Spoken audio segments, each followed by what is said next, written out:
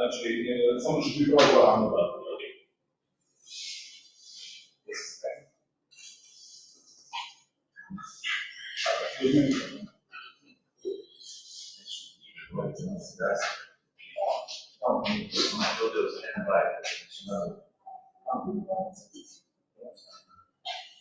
Има да се вместе близо стади.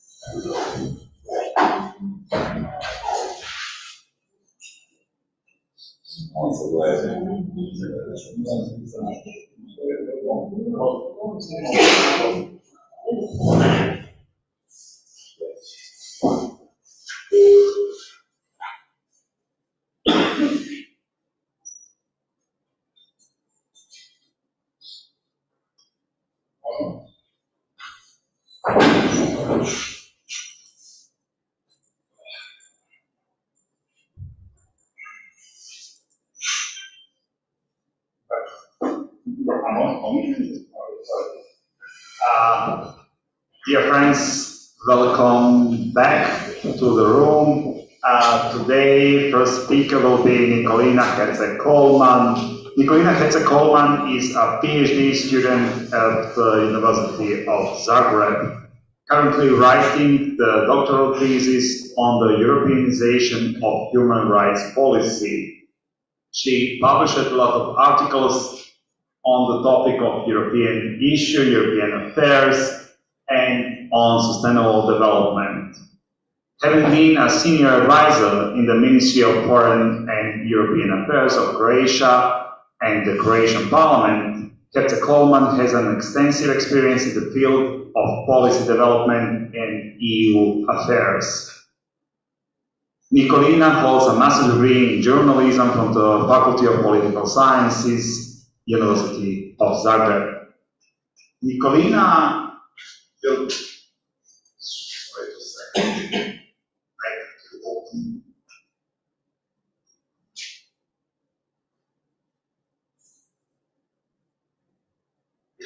Nikolina will today speak on the role of academic community in developing and supporting democratic political culture.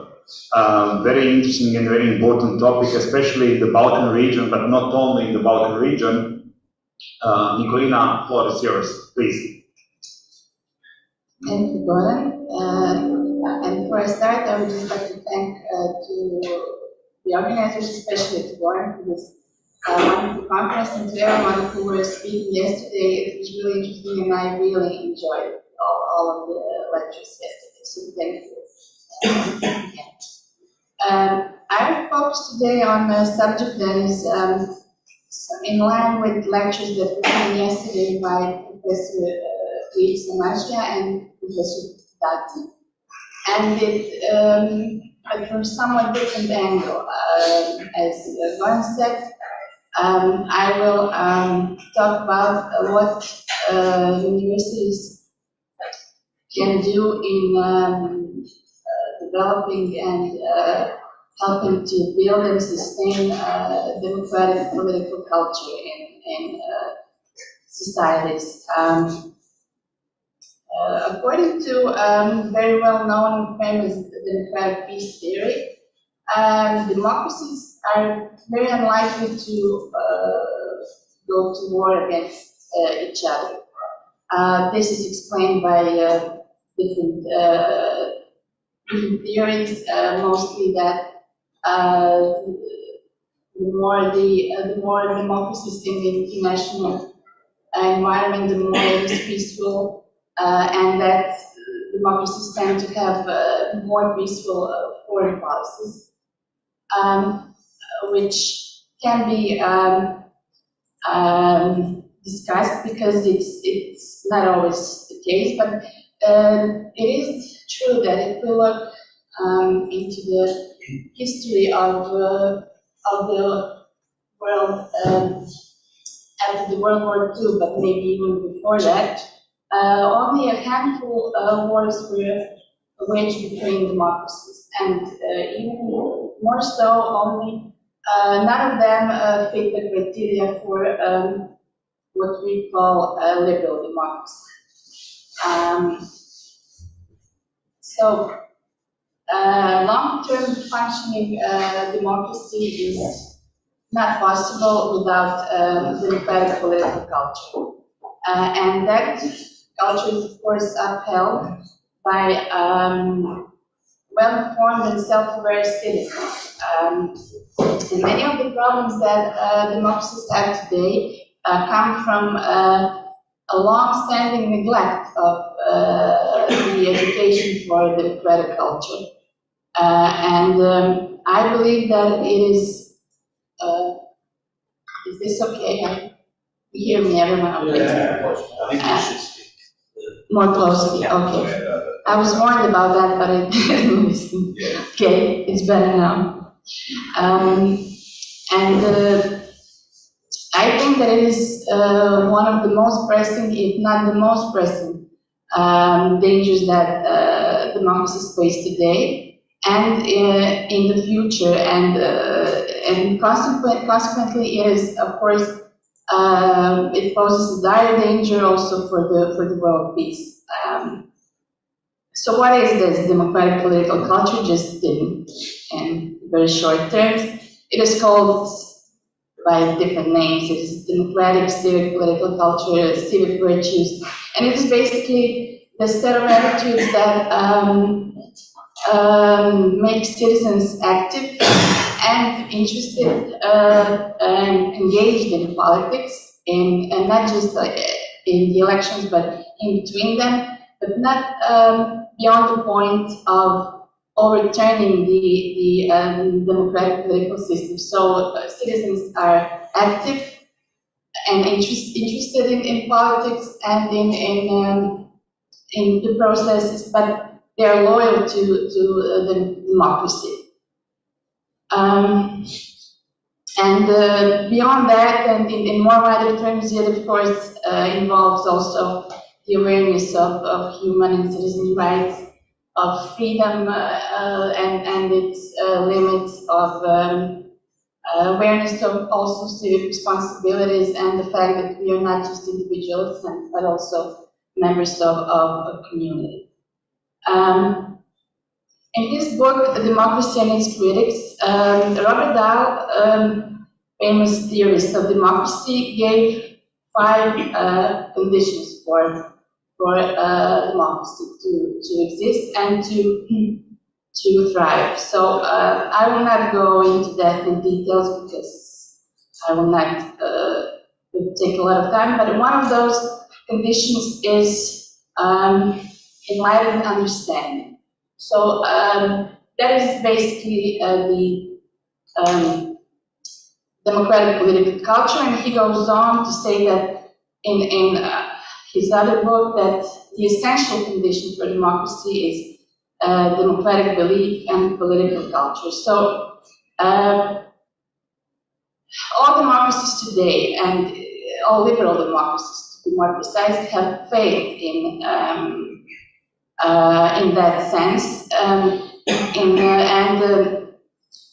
all of them have problems that are now become really dangerous, and we have seen that in the United States, we have seen it in Europe, and it's becoming more and more of a problem, and there should be some serious plan to address this issue. So universities, by its nature, should be at the forefront of this effort. And the question is, what is that universities can do, and what is their role, and what would make them most efficient and the most accessible in that effort. The Council of Europe has defined four major purposes for higher education. These are preparation for the labor market, preparation for life as active citizens in democratic societies, personal development, and development of a broad and advanced knowledge base. So it is clear that this development of democratic culture is one of the, according to the Council of Europe, one of the basic purposes of the higher education. And in the references that it also developed and with guidance for implementation of those references, there's one new interesting concept that is called the whole institution approach, which is maybe something that should be more present in all of the universities, especially in Europe. The idea behind this concept is that, as colleagues here warned yesterday, I remember, is that democratic culture is not something that can be taught several hours a week and then we forget about it and go about our usual business. And it's also not a topic that is just for political science and lawyers or social sciences. It is instead teaching those competencies should be become a part of the new concept of the higher education, the way the higher education sees itself, kind of a paradigm shift for universities. It incorporates democratic culture into all aspects of the higher education, in teaching, in research, in leadership, decision making, community engagement, and in a way, universities are seen as societies themselves, so they should incorporate as societies democratic political culture in all its activities and the process.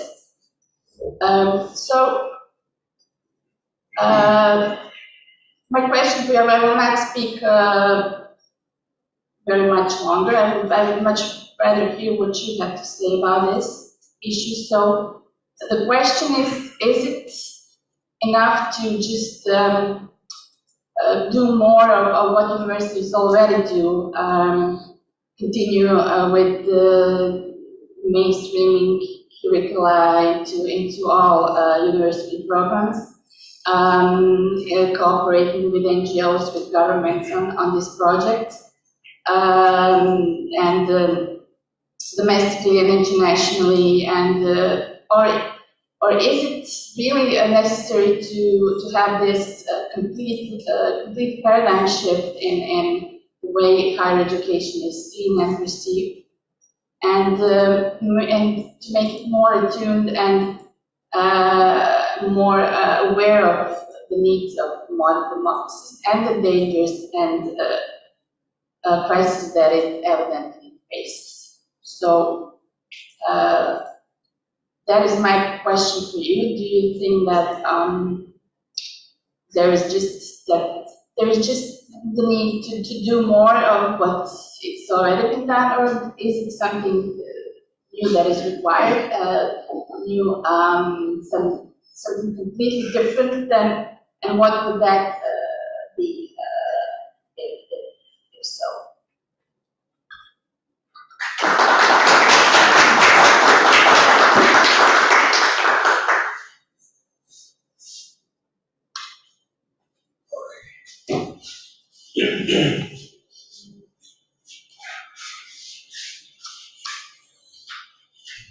Thank you. Thank you, Nicolina, for your presentation. And I have to say I genuinely agree with what you said, and I have just a comment that maybe can be directed also to the presenters that yesterday talked about the role of democracy and democratic promotion in universities.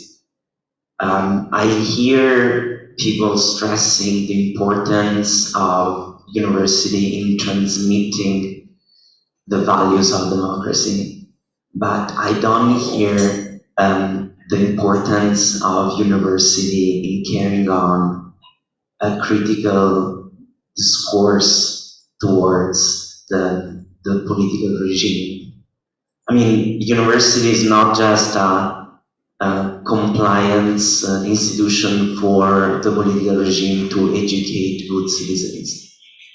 Universities should also be the center of critical thought in order to keep the political power in check. And I think this should be stressed a little bit more into our debate.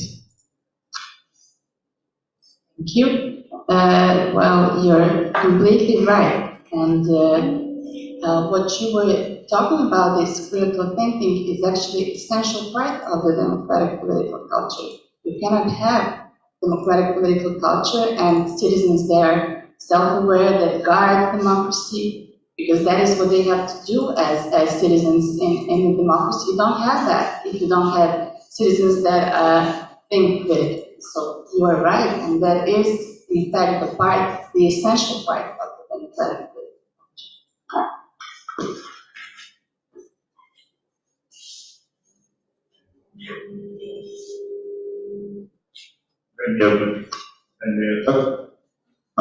When we are talking about democratic values, somehow the Western societies, so-called democratic societies, think always they have to improve other parts of the world.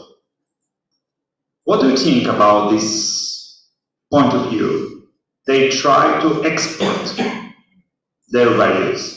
Is it good, or it's maybe complicated situation in other countries? For example, when we are looking actually how do Europeans do that? And maybe that looks very, from the human rights point of view, amazing. But at the same time, somehow, many of those countries we push from us and we kick them to the arms of other global actors. They don't care on human rights, they don't care about democracy, they don't care about freedom. What do you think about that? Is this the good way how we democratic societies dealing with the other countries or other regions in the world, or we maybe have to change something? Thank you, Goran, for this very interesting and important question. The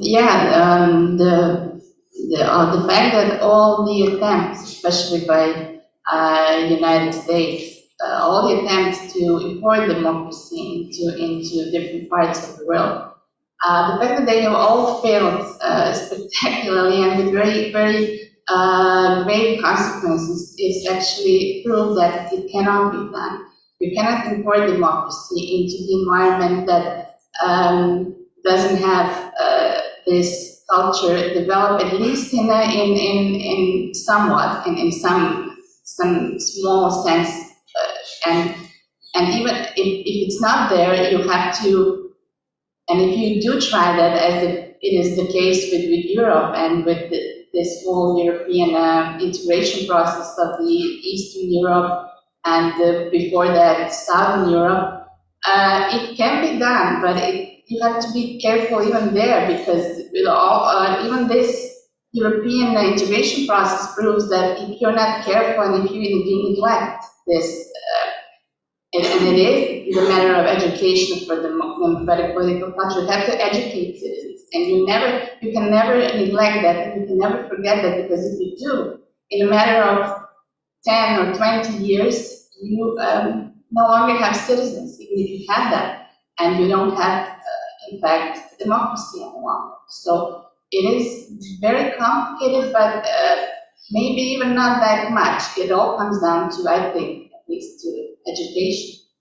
from, not in universities, from preschool, from the very beginning. So thank you very much for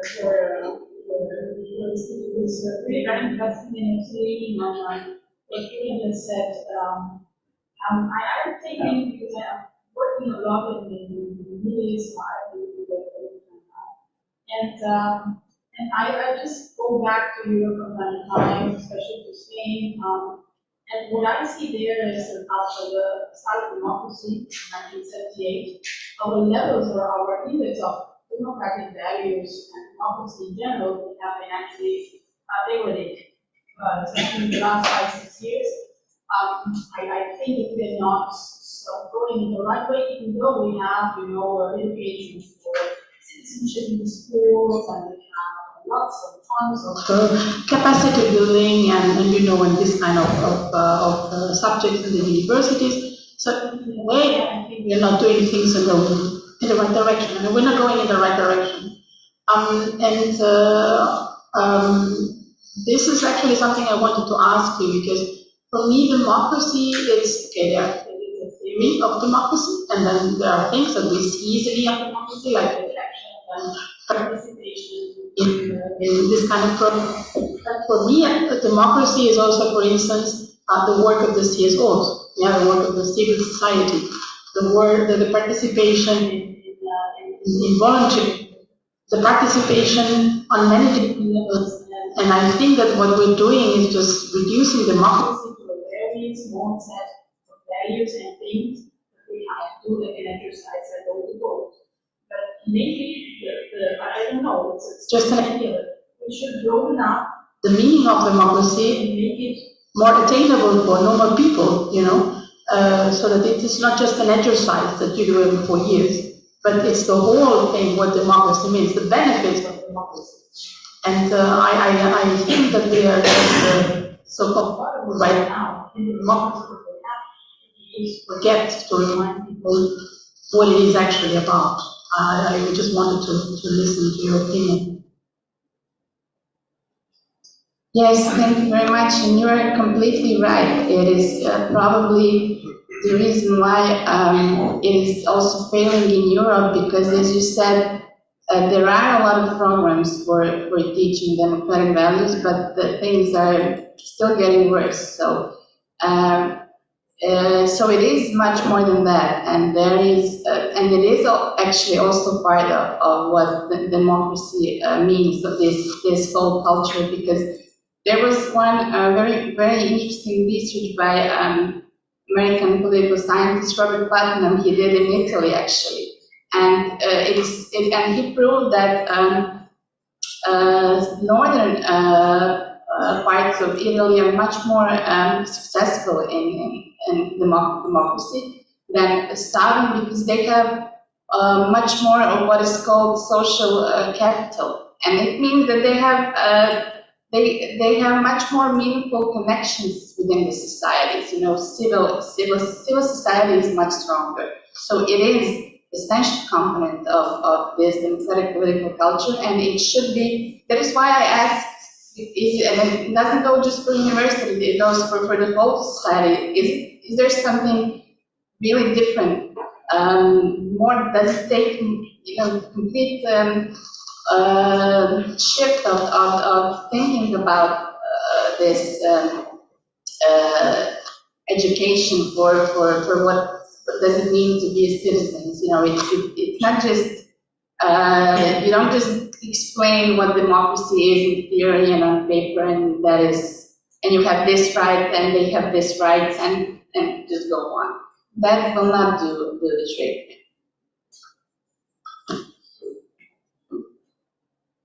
My question builds on Julia's comment, and I think it's a reaction I have to the term integration. Having worked in Canada with First Nations, the impact of residential schools.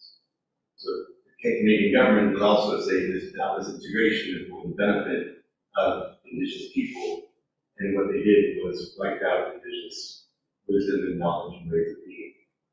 And so when I hear integration, and I hear let's teach migrants and people about democracy, that's what comes up for me. And so wondering if you could respond to how do we maintain cultural and Indigenous wisdom. What I hear the area also saying is that people have their own customs and cultures and wisdoms that bring to the table. How do we integrate this when it's not receive negative impact? Yes, thank you very much. Yeah, and it is also one of the very important reasons, especially in Europe in recent years, that this whole idea of European Union and European and democracy is starting to decline. The fact that we are not able to answer this question in the right way. I think that the integration should respect the culture in the most in its entirety and be able to integrate people, but not separate them or segregate them from society, as it's often been the case in Europe and elsewhere, and especially not to do something that, like it was done in Canada or Australia or that, it's horrific. But I also think that this integration has to go in lines with what we do have as universal human rights. And what we have achieved, especially in Europe, is a certain level of rights that is, for me, it's not the matter of cultural relativism, human rights. So we have to be careful there not to allow, and not just to allow the migrants to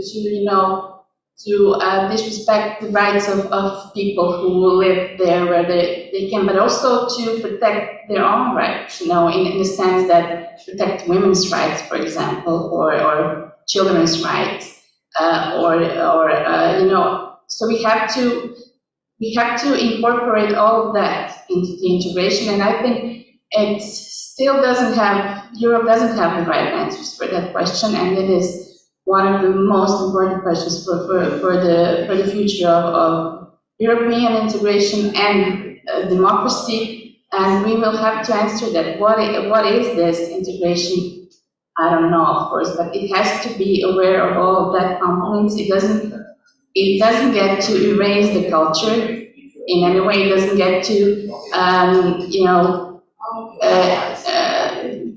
draw new Europeans with all their standards, and it has to be very, very careful but I think it's really important to also protect the rights, the basic human rights, because it is sometimes the case that the rights are in danger, and we do have to protect that, but be very careful, of course. May I ask a question? So I have a...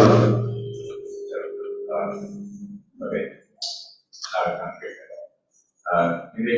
In a talk like this, is it okay or? Yeah.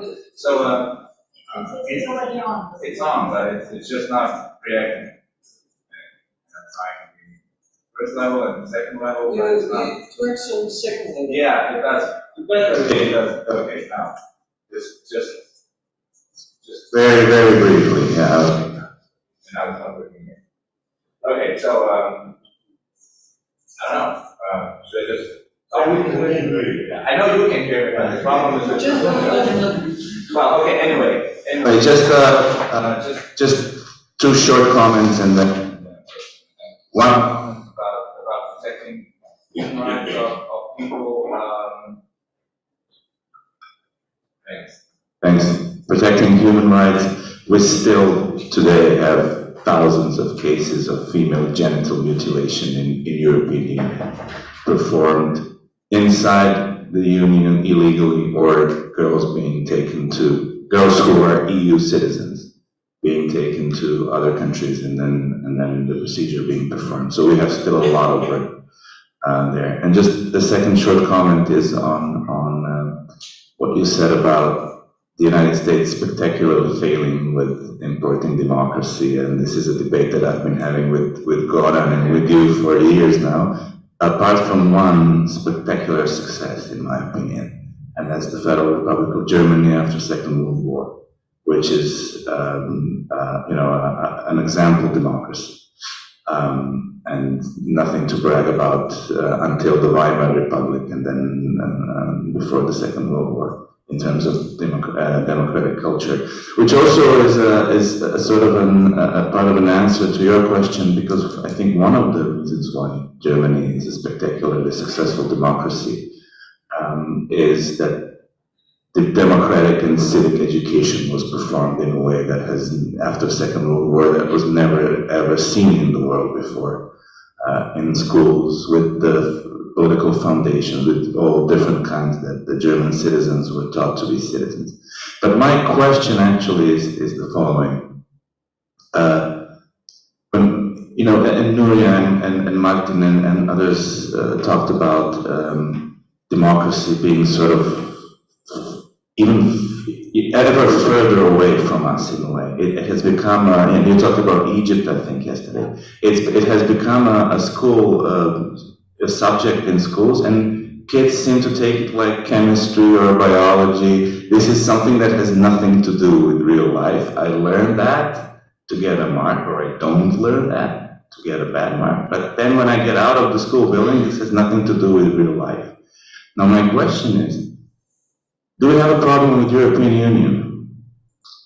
Is European Union, as a fact, bringing democracy ever further from the citizens? Do people feel that that decision-making is being done so far away from them that they do not really have any sort of influence on that, and they become disinterested in taking part, in being citizens, in being democratic, especially in combination with this dangerous fact that European Union is a democratic environment, so people start taking it for granted, they don't worry about it, they don't take part, and then in the end, with these two elements, you actually have a crisis of democratic citizenship.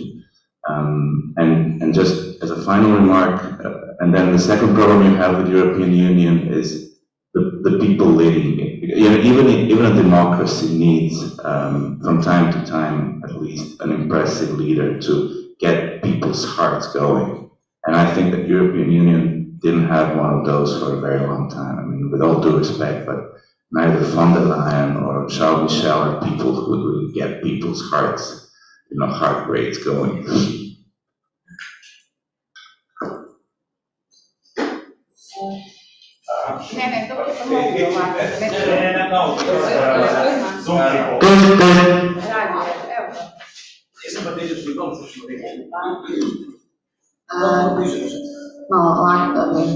Okay. Yes, I think we have a problem with European Union, but in the end, it's again not the problem of the European Union. It's again a problem of national democracies that are a part of that European Union. So the fact that the EU is so far away from citizens that citizens don't understand anything, where decisions are made, how are they made, and that they feel so alienated from the EU is in fact the problem of domestic politics, of what happens there. So it is, and it has to be, of course, part of this education on democratic culture. You cannot anymore, separate the European Union, what it means to be European citizens, from what it means to be citizen in general. So I think there is a problem, a very, very big problem, and it adds to the problems that we already have. But it is not the problem of the EU or the EU level, because I think they're doing whatever they can in that sense, but they cannot do that. It's not their job, it is the job of a national government.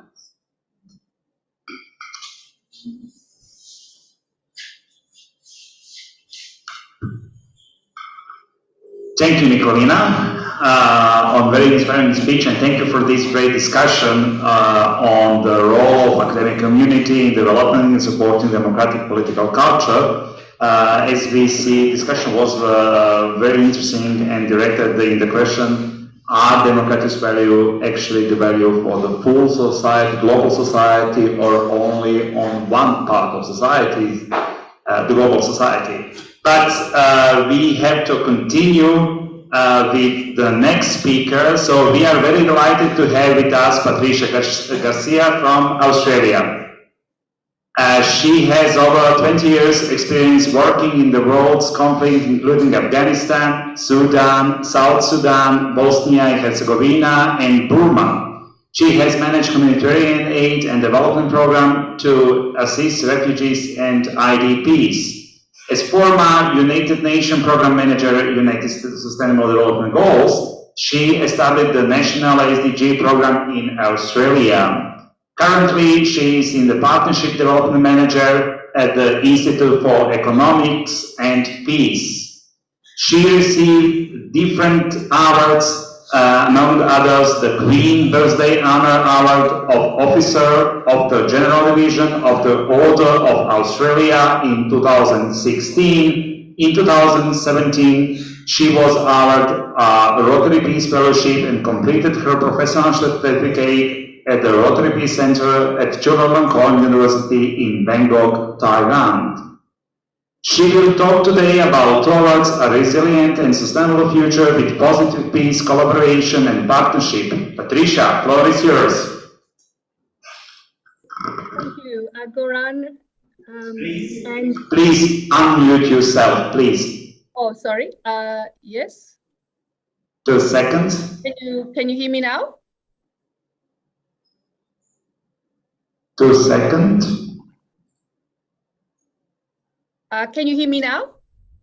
I can hear you. We can't hear you. 2 seconds. Oh, what has happened here?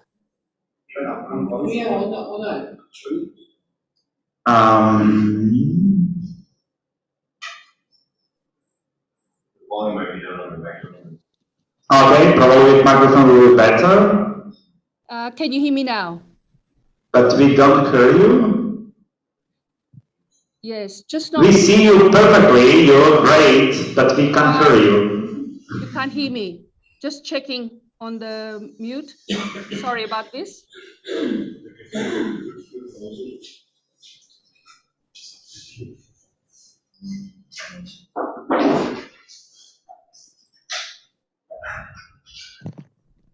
Hear me now? Wait 2 seconds. Oh dear. I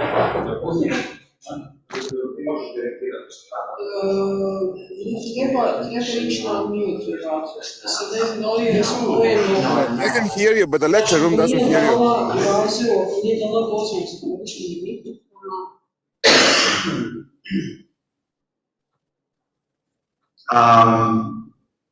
Yes, no, but we don't hear you at all. We see your picture. You're here with us. So in our system, it's written that you are unmute.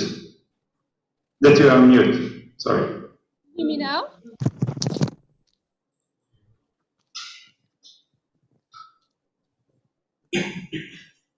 Can you hear me now, Goran? We can hear you on Zoom, but Goran in the lecture room cannot hear you. Something is wrong with the sound in the lecture room. Yes, because I'm. Wait 2 seconds. Could you send? We're trying to solve from here something, but I'm not sure that we will be successful. It's probably something from your computer. Maybe someone else can try to talk from Zoom to see if it's working. Alexander? Yes, I can hear her, but I don't know. Who is with us? No. Darko? I can hear. We can all hear. Only the lecture room doesn't hear. Alexander? Yes, we can you try to talk with us so that we see is the problem maybe with us? You don't hear me, so I will try to send the chat. Sorry. Wait 2 seconds.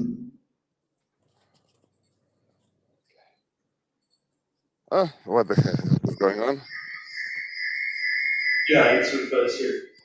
Okay, we heard someone. Can you hear me now? Hey, yes, we hear you now, but can you be more loud 2 seconds? Yes. Can you hear me now? Yeah, it's our audio. Yeah, I just have my phone and we can hear her. I'm on maximum speaker. Okay, Patricia, sorry, the problem is in our room. We will solve this problem, but 2 seconds. 2 seconds, please. Sorry.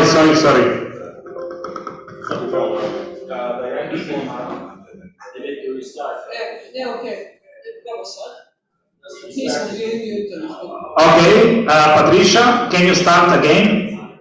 Yes, can you hear me now? Sorry. Great. Great, thank you. Hello. Good morning or good evening from Sydney, Australia. Hello, everyone.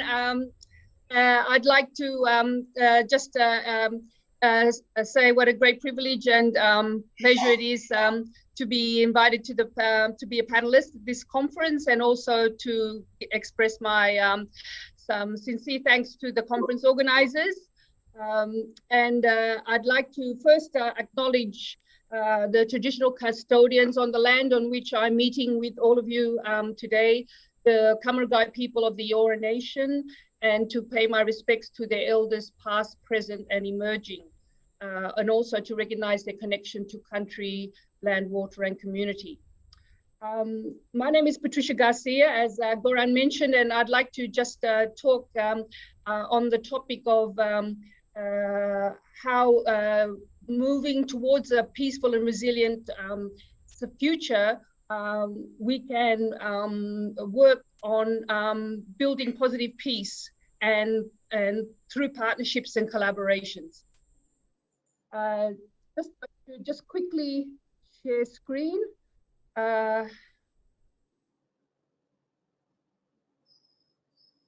Check if everyone can see that. Yes. Yeah, just wanting to just talk briefly about the Institute for Economics and Peace, which is an independent, non-partisan, non-political global think tank that measures and analyzes peace and the economic value of peace. We aim to create a paradigm shift in the way the world thinks about peace, with a focus on peace as a positive, tangible, and achievable measure of human well-being and development. So IEP uses global and national indices and metrics to measure peacefulness, and also we try to promote a better understanding of the social, economic, environmental factors that drive peace. One of the key areas that we work in is what we want to achieve is hopefully a world where we are able to develop the human capacity to flourish. And this is why the concept of positive peace is a key, if you like, feature of our research. So in this presentation, I will focus more on the key work of IEP, which is not only the work on our innovative research, peace research, but also on the application of the positive peace framework. So just to explain, we have 6 offices. So we're a global organization, but our headquarters are in Sydney. And our offices are in Brussels, The Hague, New York, Mexico City, and Sydney and Harare. Our research, as I said, is our key product. And as I mentioned before, many of you might remember that IEP pioneered the empirical study of peace with the Global Peace Index, which we produced back in 2007, and this annual report measures the absence of violence or the fear of violence in 163 countries. And the 2022 Global Peace Index was just launched in June, recently, and this is our sort of flagship report that has come out. And as I said, that's the Global Peace Index. And since then, we've also been able to produce other reports, including the Global Terrorism Index, the Positive Peace Report, and also the Ecological Threat Register as our key research reports. As you can see here, most of our work has been included in university courses. We've also done training of IEP ambassadors, and also have had a lot of media publications, downloads of IEP. And our reports now are used by multilateral intergovernmental organizations, NGOs, and also private sector, such as OECD, Commonwealth Secretariat, World Bank, and United Nations. So these are copies of our most well-known reports that we have available. And I'd just like to say that all our reports and publications are available free online, and they can be downloaded on IEP's website, visionofhumanity.org. I'm talking about the application of positive peace, which is a key work of IEP. And I work in the partnership section. I'm not a researcher. And in the partnership section, we're the bridge between our research to practice. And what we do in the partnership section is we implement a positive peace program that involves education, training, and capacity building on the application of what we call the positive peace framework. IEP's concept of positive peace is defined as the attitudes, institutions, and structures that create and sustain peaceful societies. And we see positive peace as, if you like, two sides of the same coin, where we look at peace as a system, not a linear causality concept, but something that is based on interlinkages, interconnections, and as a system, using systems thinking, we see that peace can be seen as positive and also negative peace. And negative peace is the peace defined as the absence of violence or the fear of violence, which is where we have all our research compiled in the Global Peace Index. The positive peace framework is a set of interrelated factors or pillars, which we call the 8 pillars of positive peace. And this is the framework that we've developed as a result of our more than a decade of peace research. Using our quantifiable empirical work, we have developed the most common characteristics, the most common characteristics that define the peacefulness in the most peaceful countries. And if you look at these 8 pillars, these are what we call the most common characteristics that you will find in the most peaceful countries that contribute to building peace. I'll just go through them all. And you can see here, the pillars are well-functioning government, sound business environment, low levels of corruption, acceptance of the rights of others, high levels of human capital, good relations with neighbors, free flow of information, and equitable distribution of resources. So IEP sees positive peace as providing the optimal environment for human potential to flourish. What are the benefits of positive peace? Those communities, countries who are contributing, who are able to build positive peace, will end up having some very positive benefits, and that includes high per capita income, stronger resilience, better environmental outcomes, higher measures of well-being, and better performance on SDGs. On SDGs, I just want to say that the positive peace framework, these 8 pillars, actually correspond to the 12 targets of SDG 16, which is the goal of peace, justice, and strong institutions. And we could use this framework as a practical, concrete tool to support communities to be able to advance and implement SDG Goal 16, for example, using this framework. Some of the activities that we implement as part of the Positive Peace Program is that we deliver positive peace workshops, which is delivering the application of the Positive Peace Framework in conjunction with global partners around the world. And we've already conducted quite a lot of workshops, positive peace workshops, in most of the major regions of the world. And as you can see, in Uganda, Kenya, Colombia, Libya, Thailand, Mexico, Cambodia, Australia, and more. We have already trained at least not yet 1 million, but our aim is to train 1 million on positive peace. I think at the moment we've trained already more than 100,000 people around the world on positive peace. But we have trained more than 3,000 IMP ambassadors in 106 countries. The partnerships also section, as well as delivering workshops, we also have a free online academies, and the Positive Peace Academy is already an academy that many people have already undertaken, and that's a free short course that gives an introduction to positive peace and the positive peace framework.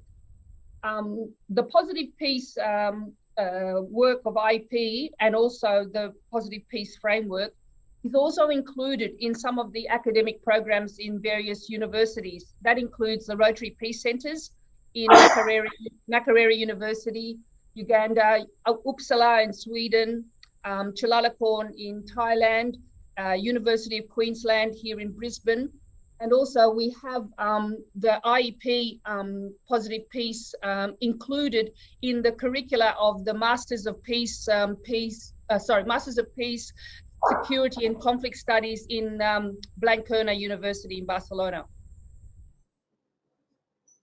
For anyone who would like to find out more about how we could actually be able to work together with IEP to deliver positive peace workshops, to be involved in ambassador program, strategic partnerships, and also to know more about our online academies, please see our contact details, and also all our material, as I said, reports and publications, particularly our research reports, Global Peace Index, the Positive Peace Report, the Global Terrorism Index, and the Ecological Threat Register. They are all available on our IP website, visionofhumanity.org.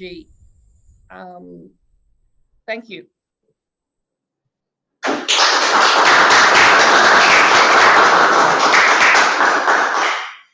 Professor Garcia, thank you very much for your presentation. We have a few minutes left for discussion, so I open the floor for our participants.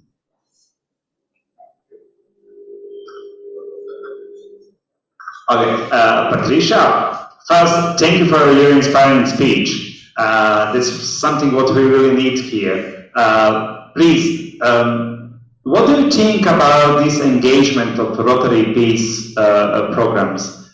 Is it possible maybe to spread this engagement at another universities as well? Because we are talking only about a couple of universities, and somehow I think, especially in the period of aggression of Russia to Ukraine, and we have, of course, another wars as well, we need much more peace programs.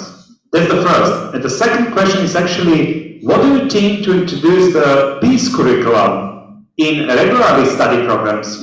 We maybe don't have to spend specialization only, maybe we need one curriculum, one topic in regular, for example, law school or economic school. What do you think about this idea? Exciting information, Goran, because IEP is trying very, very hard to work together with universities to try to see how we could partner with universities to develop what we call a MISO program that can be included as a curricula for example, people in the education sector who are working in the education sector, to have it as a curricula, for example, for teachers who are in high school, who are teaching in high school. So we are talking already to universities as to how we could link with that, as well as, of course, using our own research that we produce from our own research material, which is actual peace research, which can be used as part of the curricula studies, depending on what the topics are. So I think, Goran, there's a lot of potential for us to develop this, and we are having discussions with trying to see how we could be able to engage with universities on getting our curricula. And this is going to be hopefully something exciting if we could maybe be able to form some collaborations with other universities who are willing to look at this, because I think the role of academia is to invest more in peace research. We need to invest more in peace research.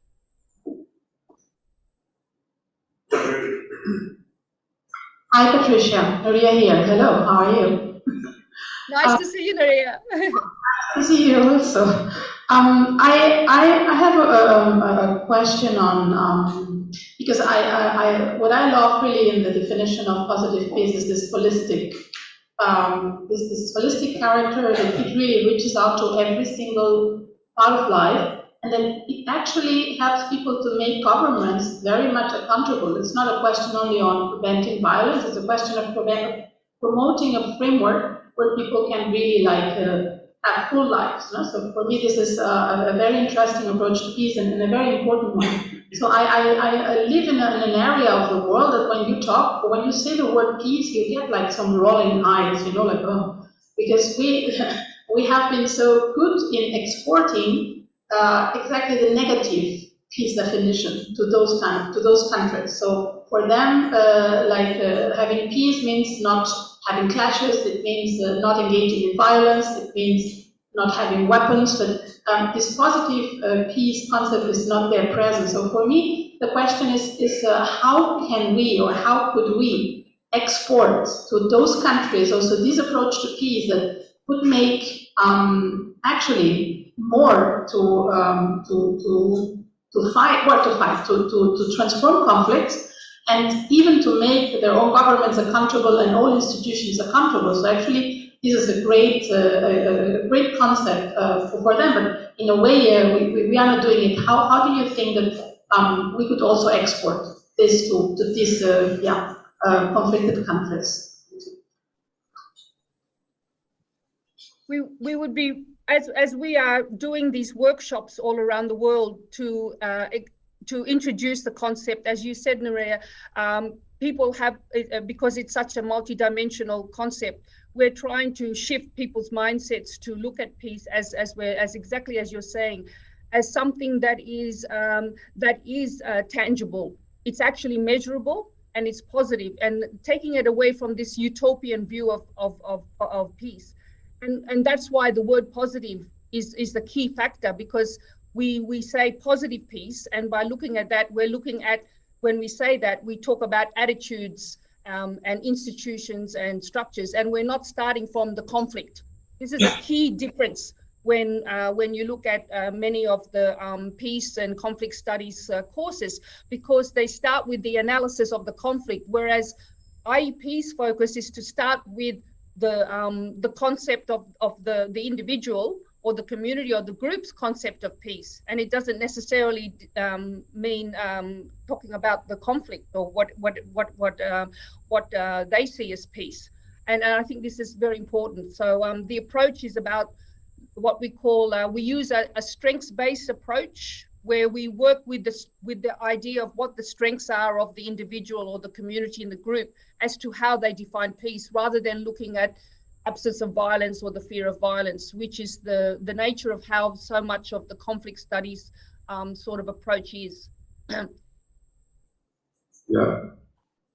Hi, Patricia. It's Martin or Scott. How are you doing? I'm very dismayed you're not here with us in Dubrovnik. One of the things I particularly like about the structure of the Positive Peace framework is that it not just avoids conflict as war, but also structural violence that people experience. So it's, whereas, racism, bigotry, pieces like that, this helps be a framework for society to look at those differently as well. And so one of the things I'd like you to talk about, I know that there has been some work locally making this tangible for everyone, is if you could mention some of the projects that IAP has been working on in community to make this a tangible, not just a theoretical framework. Yes, some examples of some of the projects that have been developed by the communities in the workshops that we've developed have included projects that address the issue of building resilience, community resilience, where, for example, communities have identified issues in relation to particularly the result of COVID, where they identified enormous lack of access to resources, lack of information being given to them about issues relating to COVID, issues in relation to lack of access to basic services, also people who lost their jobs as a result. And this was some of the information that came out as we applied the 8 pillars of positive peace. And the workshop participants were able to use the 8 pillars of positive peace to identify where the needs and specific issues were that that enabled them to see how they could build peace with their communities by addressing these issues using that 8 pillars of positive peace as the roadmap. And we've, for example, in Australia, we've been working with the diaspora, refugee diaspora communities in Australia to address the issues that are affecting them in terms of, for example, in one of our one of our workshops, we had the issue of youth employment being a huge problem. And one of the projects that the group have now been able to implement as a result of using the positive peace framework was they've now developed a youth employment pathways project for African youth living in Sydney metropolitan region. That's one example of a project that relates to positive peace and applying positive peace for the African youth in Sydney. We also did a project with Matavai, the Pacific Islander communities, who are also an immigrant community, a large immigrant community in New South Wales. And the Pacific Islander community had a need to be able to build cultural social cohesion with all the different Pacific Islander communities in the region. And they found the positive peace framework very useful in being able to see the importance of promoting the cultural rights and cultural importance of each of the different Pacific communities. And as a result of that, their project at the end was they decided from coming together to apply the positive peace 8-pillar framework, they came up with a project which was to do a documentary film. And we were very fortunate. We actually saw at the end the start of a video and film and editing that was done by that Pacific Islander community to be able to show the significance about needing to have cultural, social cohesion and harmony with all the Pacific Islander groups to be able to build peace. This is just 2 examples of working with diaspora communities, but also overseas in some of the countries where I mentioned earlier. A more recent project that we have done has been in Philippines, where we worked together with the village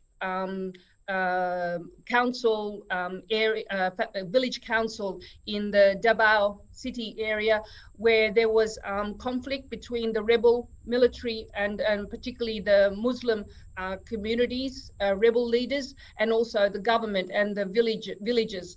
And as a result of doing a positive peace workshop with the community, including members of the rebel leaders and also members of the villages, we were able to come up with a project where now they have been able to identify particular projects to be able to support the community in terms of building livelihood projects, such as setting up agricultural activities.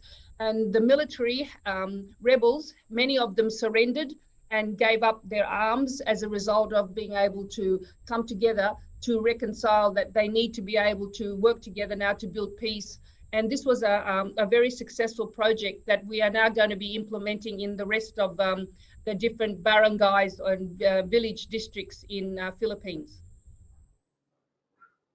I could go on, but I just wanted to just give you some concrete, and this is working with grassroots communities. I mean, we also have worked with universities, where we did a workshop together with Hiroshima University on the nexus between peace and sustainability.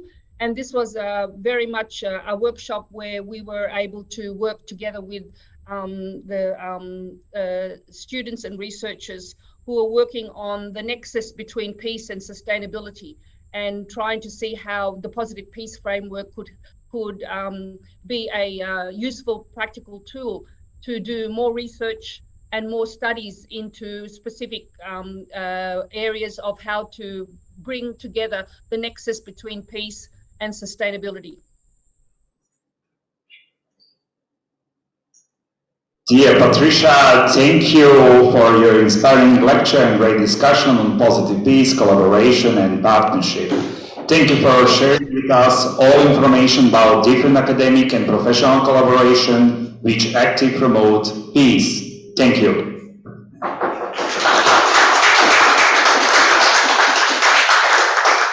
And now I will use my position of the chief conference team. So, Patricia, please stay with us 2 seconds. We will make a picture with you, Scott, Nuria, and I. For all other guys, you know, we studied together. We spent a long time together in Bangkok, Chulalongkorn University, and we want to have memories. Sorry, 2 seconds only.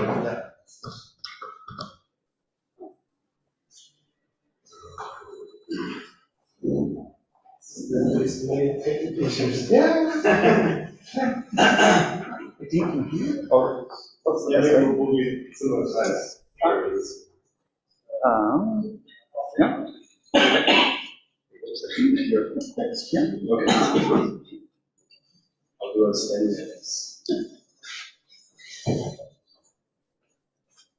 Can you see her? Or we can put down totally. Yeah, I can just hang with my hands up.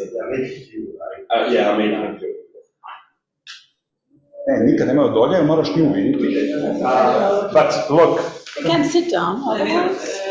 Dođi vam. Go behind. Yeah, that might be just a little better because of this thing here. Yeah. Come. I come. Patricia je iza nas, samo to ne vidi.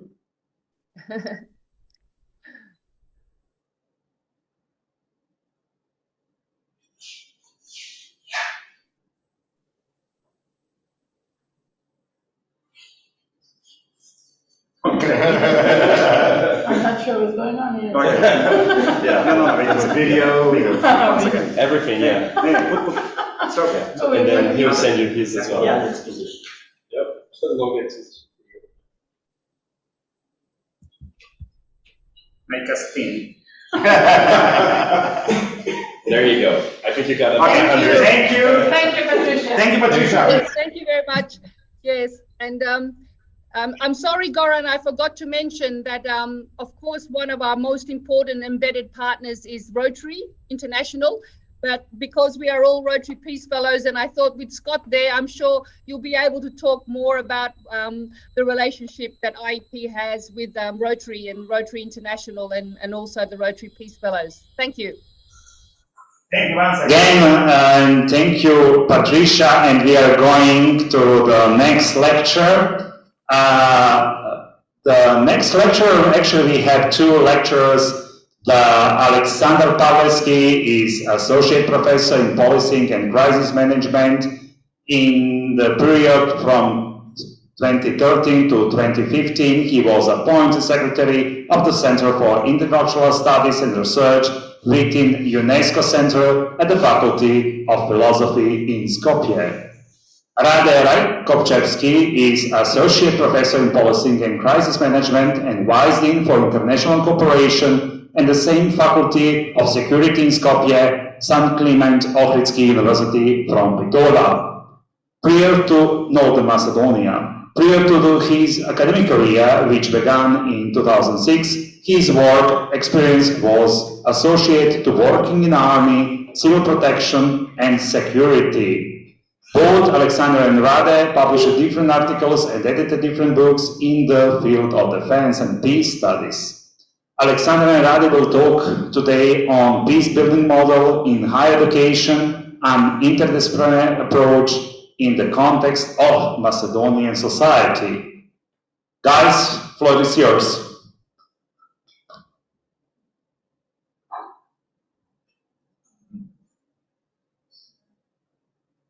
2 seconds, please.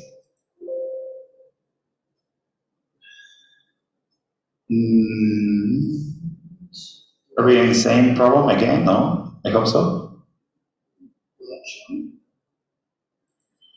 Now it's fine. Can you try again? No, Alexander. We don't know what is the problem. Now we have Patricia, and that was good. Can you try now? No. Huh? Are you muted maybe?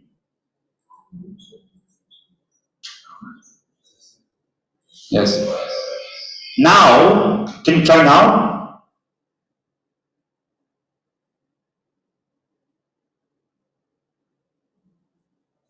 No. No, just ovdje podignuti. Again, sorry, Alexander, sorry. We don't know what kind of problem we have. Yesterday it was everything perfect, but today we have some trouble with technology. Sorry.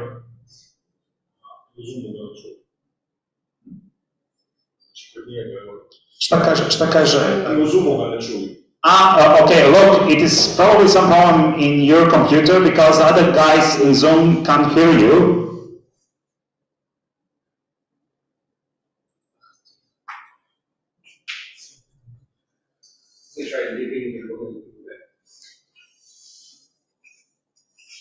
Sometimes will help actually if you go out and come back. Or maybe only, unmute yourself.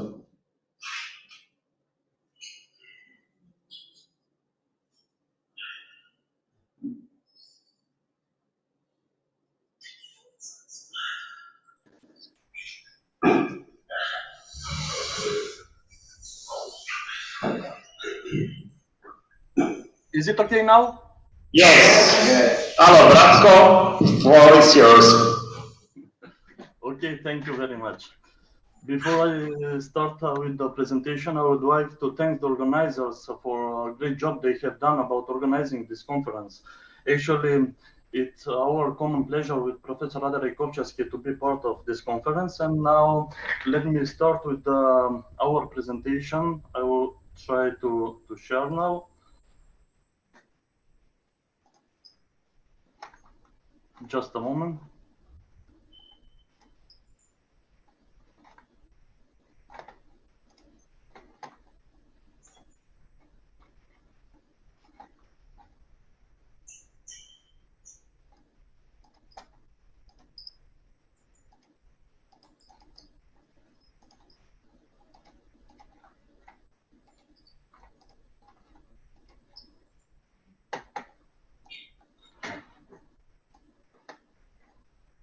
Okay, because I have some problem with the sharing of presentation, I will start by and additional I will share it with you.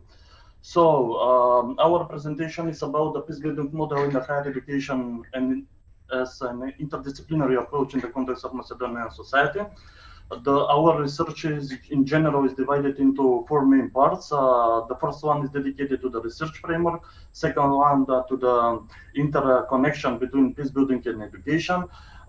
Third one is dedicated to the peace building model in the higher education in Macedonian society, and by the end there are several conclusions presented. About the research framework, I would like to say that the research focus of our research paper are educational dimension of the peace building approach.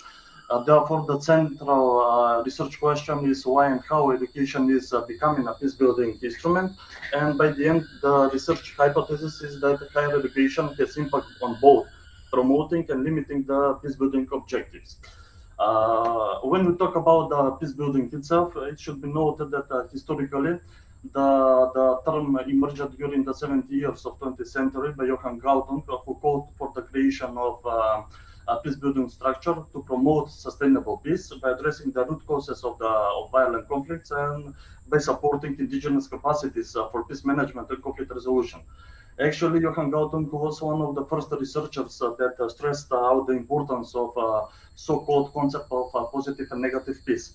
At international level, peace-building became a familiar concept within the UN following Boutros-Ghali report, also known as an Agenda for Peace from 1992, which defined peace-building as action to solidify peace and to avoid relapse into conflict. In its wider context, peace-building refers to the development of constructive individual, political, and group relationships and partnerships across personal, across ethnic, national, religious, and other boundaries in the society. In this regard, peace-building should be understood as long-term and comprehensive strategic approach. Actually, peace-building becomes a strategical one when it works over a long run, as well as in establishing and sustaining relationships and partnerships among all people and groups in society. Such an peace-building understanding has continued to evolve until today. So, in today's contemporary point of view, peace-building refers, or peace-building is much more perceived as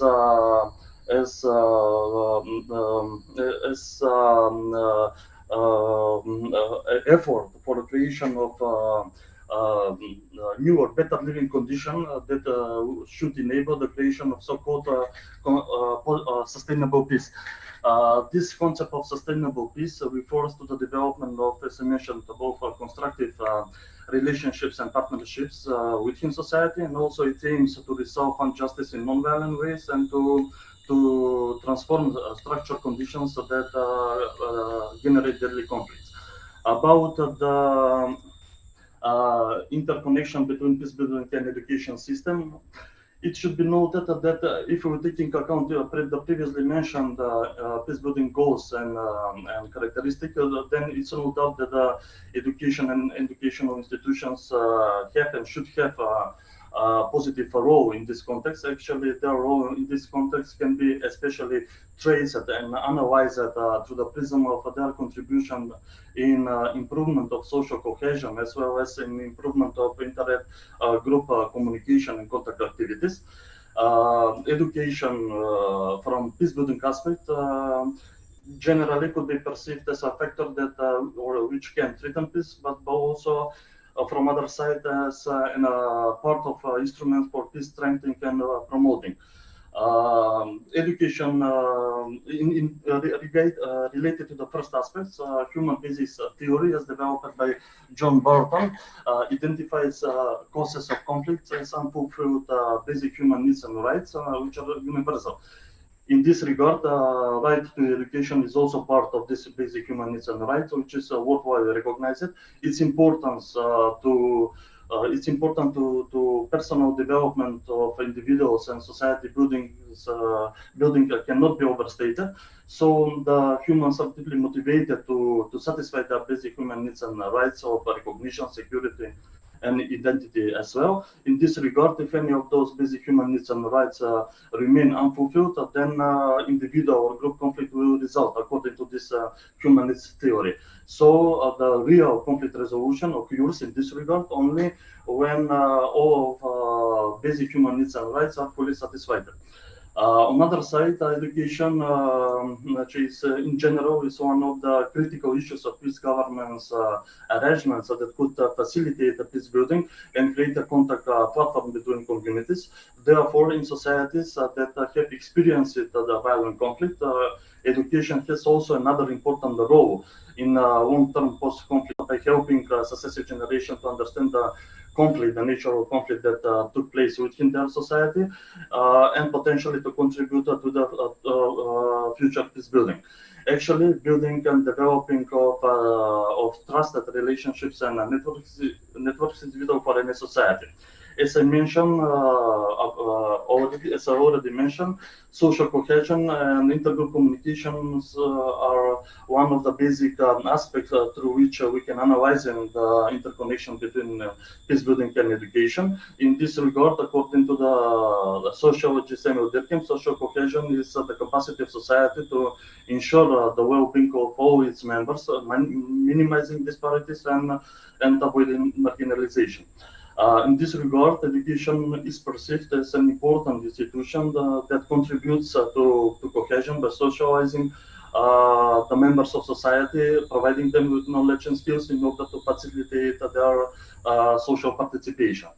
About intergroup communication and contact, it should be noted that the so-called contact hypothesis developed by Alport suggests that intergroup contact, when occurring under the conditions of status equality, as well and cooperative interdependence between participants and with potential formation of friendship, it might help alleviate conflict between groups and encourage change in negative intergroup attitudes. Actually, interaction with people of other cultures offer opportunities along the road to more peaceful communities.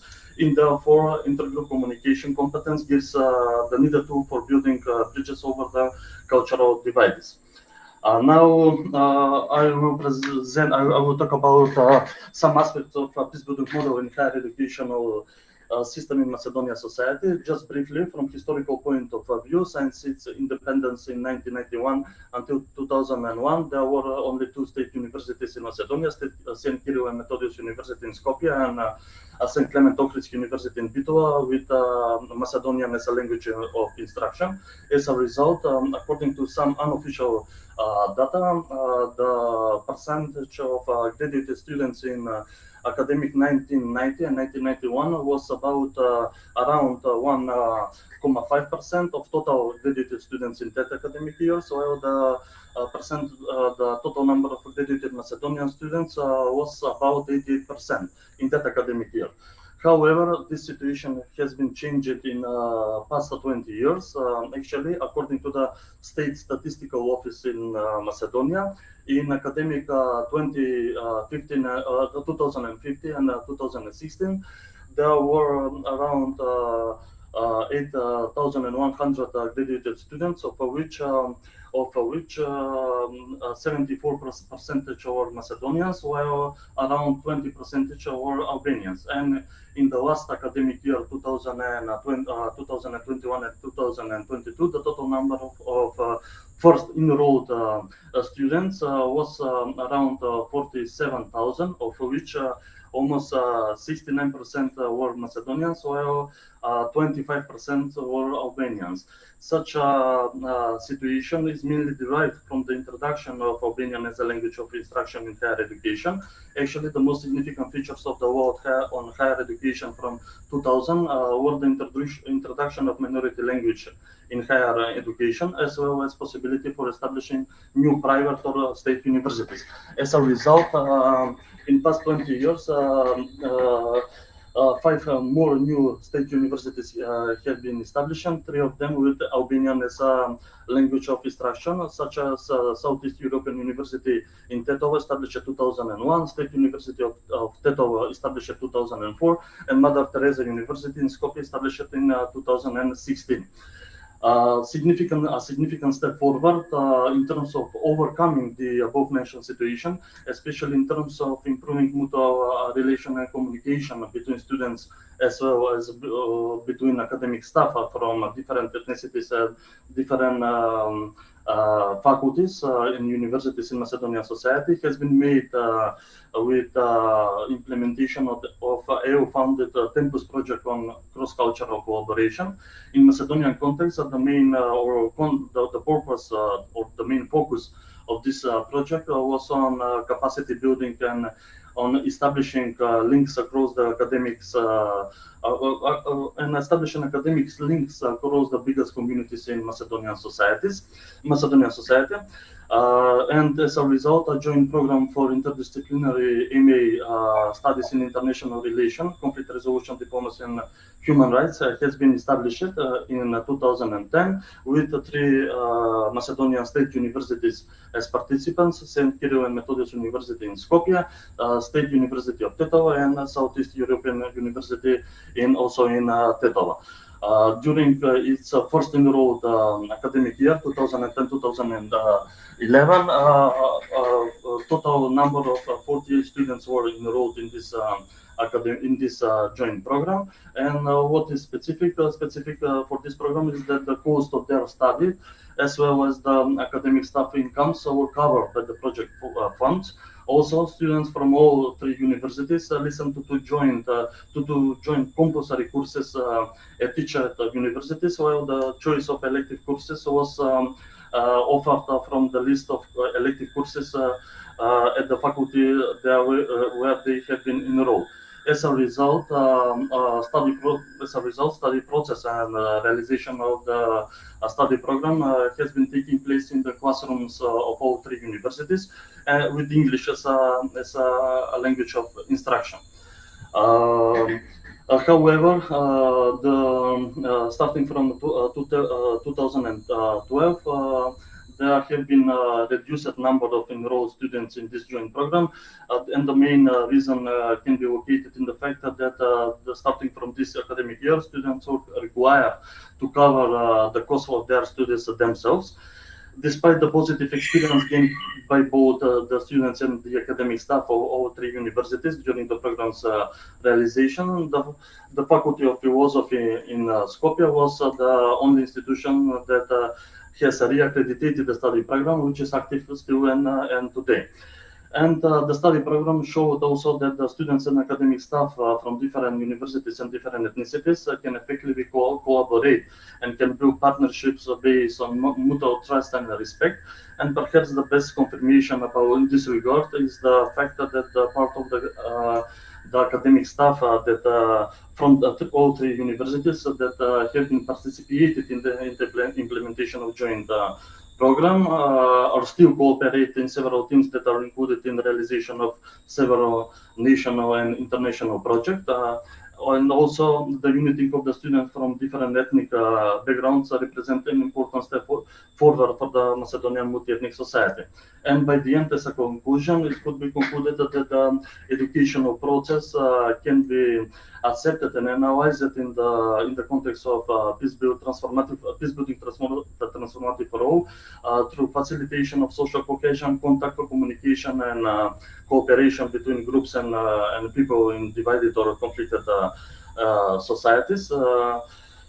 Then also the future of the higher education as peace-building instrument in Macedonian society depends on shared understanding of its mission and goals, if not only on common vision about what it means. In this regard, the polarization of the 2 main ethnic groups has been and still continues to be the major challenge for the future of education, including higher education in Macedonian society. Therefore, future-specific goals on education should be focused towards promotion and development of the individual characteristic of the personality through the process of getting to understand and respect of representatives of other cultures. Thank you very much.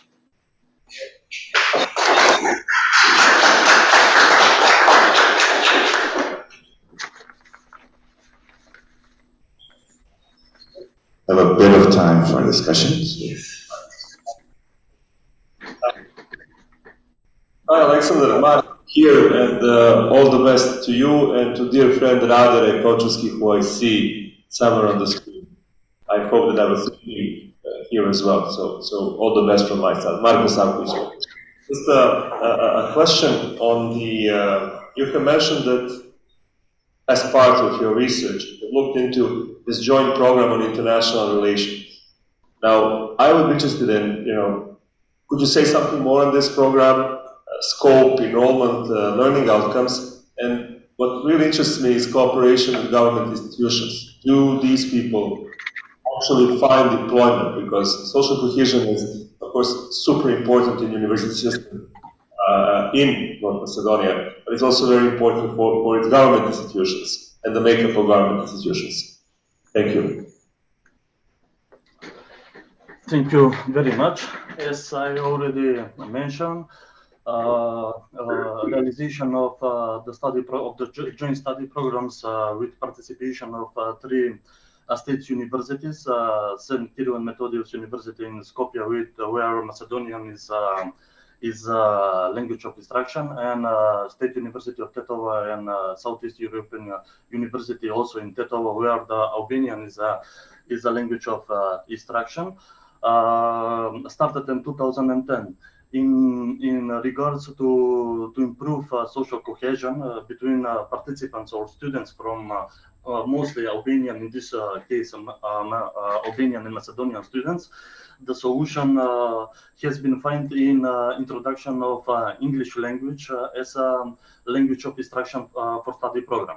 What is also characteristic? It is characteristic that it is the first program that is uniting students from different ethnic backgrounds, what is represent a significant step forward for the Macedonian multi-ethnic society, actually by providing students with a positive and relaxing environment to discuss and study international relations with possibilities for specialization in conflict resolution.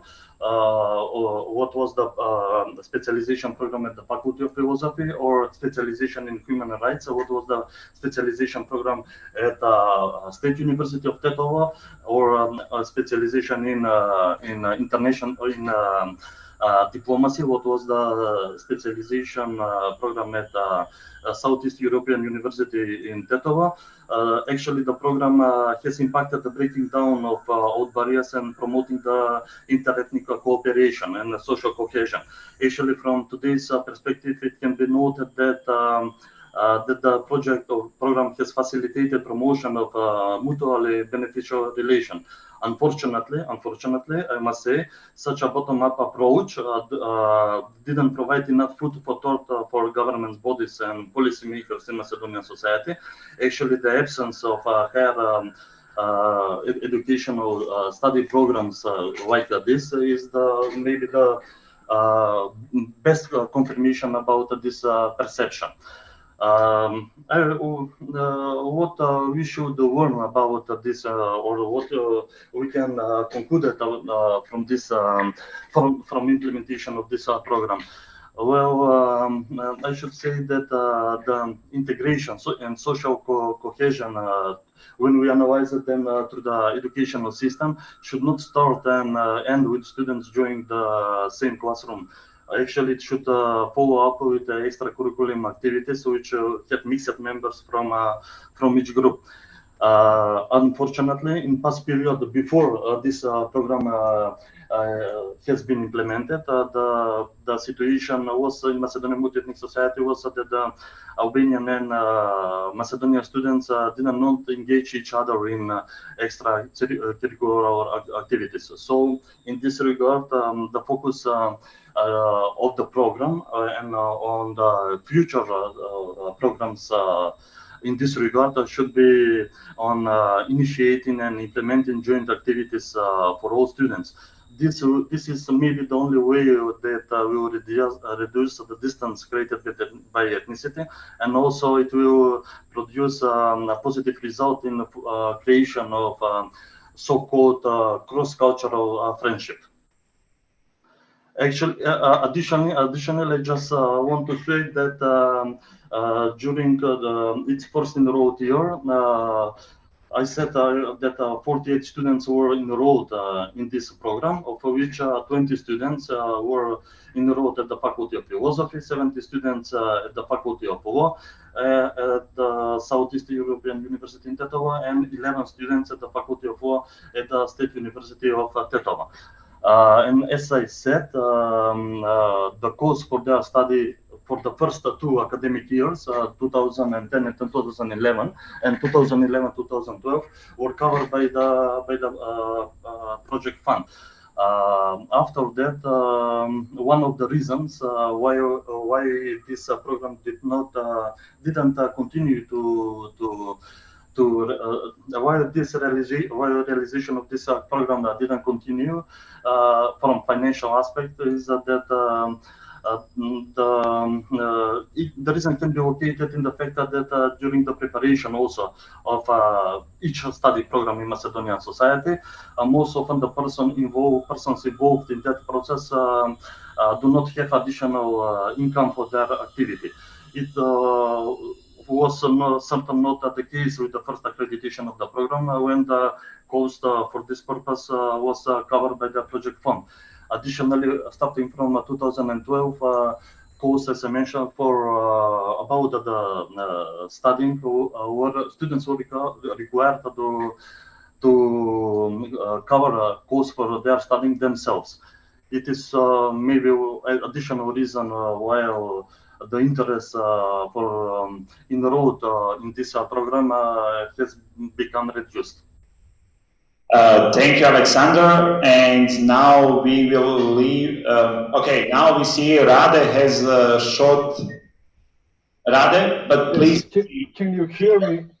Yes, but very short. We are over time, but yeah, very briefly, I'm very glad that we have all of you very distinguished friends on board, and I'm very sad that we were not able to participate this time. But there is always a space for improvement, as we say, for being present next time in your activities. Alexander was very detailed, so I will not repeat everything that was covered by Alexander. He really covered many issues, tracking the challenges and the reasons, the roots, and the consequences. Let's say the circumstances referred to the implementation of this model. Also, we should say that as in all other societies, and Macedonian societies tackling the same challenges. So, from the analytical point of view, probably also we should say that we are still in the barracks, stuck in this philosophy, in this mindset of the universities that they still think that they have the monopoly of knowledge, but really this model was a step further, showing that taking the best individuals in each university is a good recipe for establishing a good and very rational model for implementation. Also, this issue with the sustainability is another very serious issue. But from this point, probably it is not the only case that was affected by this issue. Even in intra-university cooperation models, so cooperation between two different faculties or departments within the same university, they also faced such kind of issue. And more or less the Tempus or the successor of the Tempus program, now integrated within the Horizon Europe program, also they face the same issue. One, the project will stop, there are no funding, and there is no enthusiasm and will of the top management of the university to keep or to develop this model of cooperation. Also, presented model is a real bottom-top approach model developed by the, let's say, education practitioners, recognize the need of the society and recognize the good momentum for implementing that. Also, we should say that regarding to the ex-cathedra activities, it's pretty triste that in many cases we have the third party that shows the interest for developing some domestic solutions. So probably I will point out here on the educational policy as there is a serious lack of understanding and a lack of expertise in the Ministry of Education for recognizing such kind of role model and to integrating them in the system. So I was trying to point out of several issues that were partially covered by Alexander, just to emphasize and to have a better image of this model. Thank you very much, and hope to see you in the next, probably in the next opportunity. Thank you. Thank you. Thank you, Alexander and Rade, on the great lecture and discussion on the peace-building model in the higher education in the context of Macedonian society. It looks like as a very interesting role model for other societies as well. Thank you, Alexander, and thank you, Rade, once again. Thank you.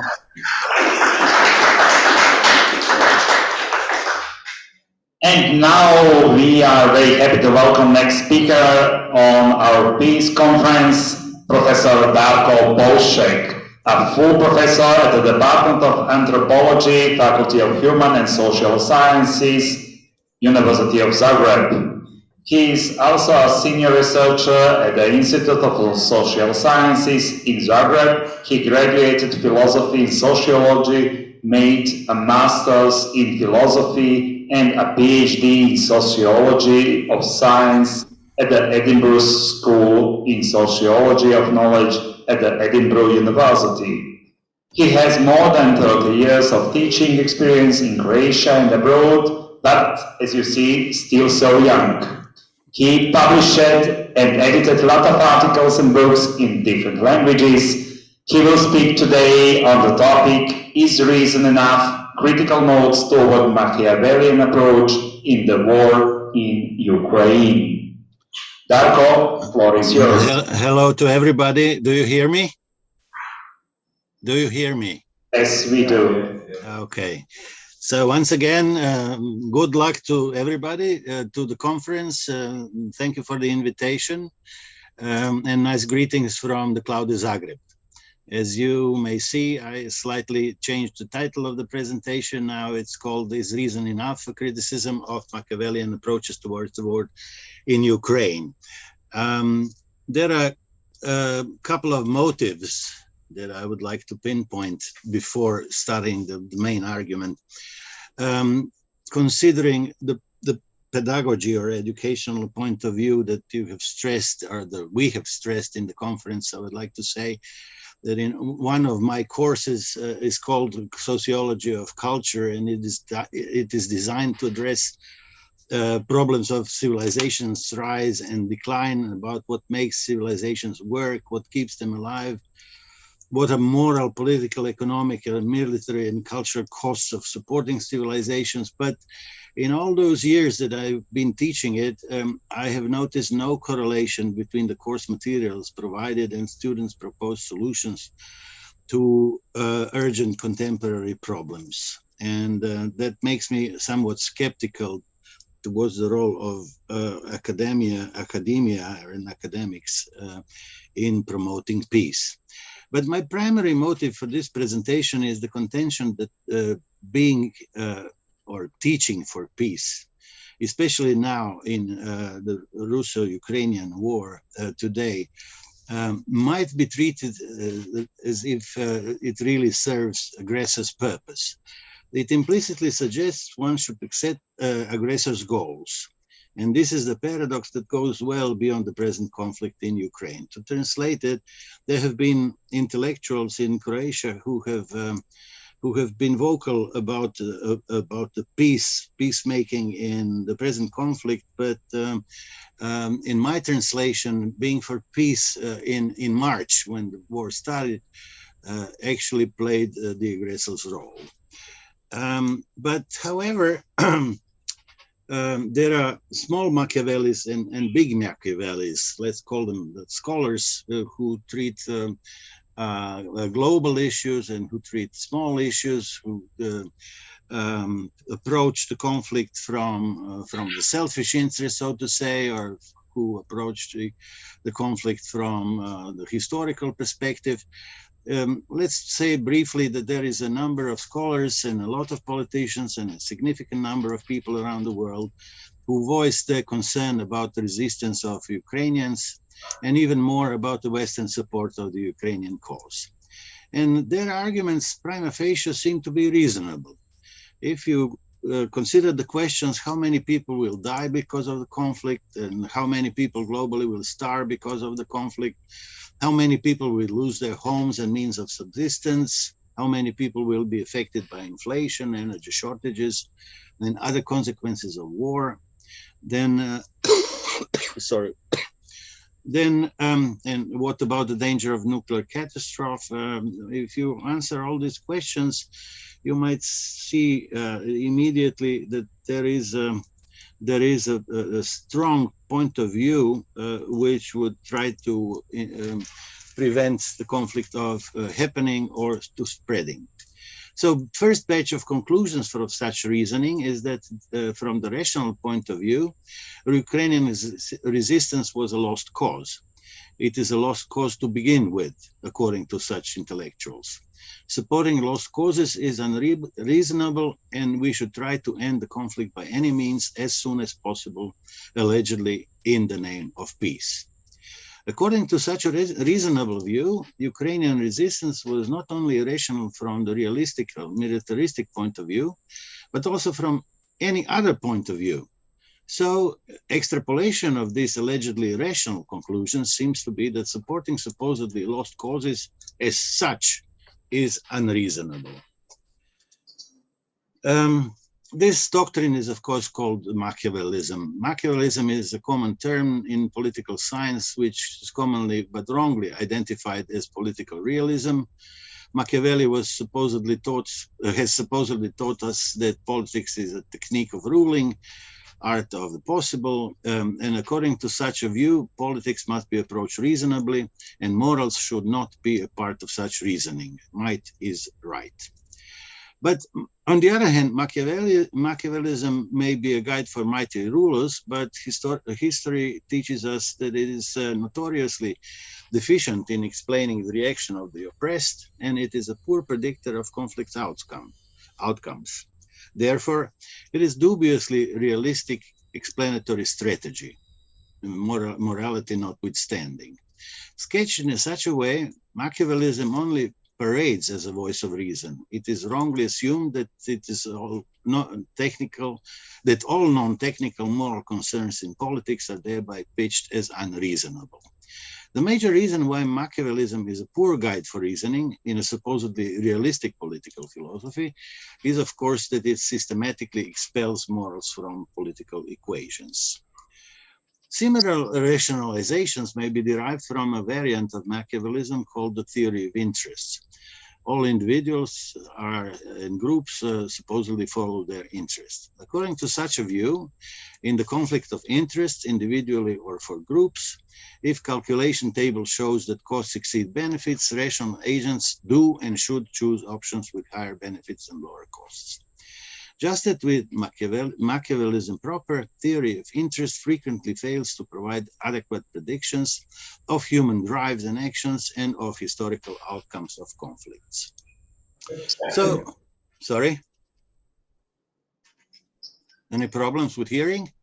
No, everything is perfect. Okay. Nothing happened. Somebody sneezed, but nothing happened. Please continue. Okay. So Machiavellism fails in its predictions whenever people and individuals act passionately, and whenever they act exclusively out of their sense of what is morally right. Since most of the conflicts in history are of that kind, as a consequence, Machiavellism frequently fails to predict outcomes of historical conflicts.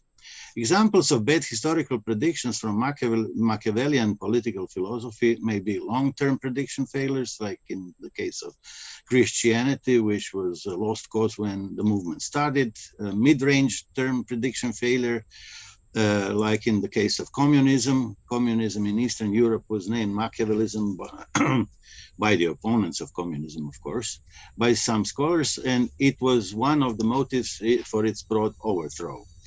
And thirdly, there are short-range term prediction failures, practically in all instances where Davids bet Goliaths. And closer to home, the similar case applies to Croatia. Croatian independence from Yugoslavia was initially seen by a broader public as a lost cause. The chances of resisting Yugoslav army, fourth mightiest at the time in Europe, and the demographically superior Serbia or Yugoslavia were perceived to be less than slim. Chances of political recognition were perceived not to be much higher. So,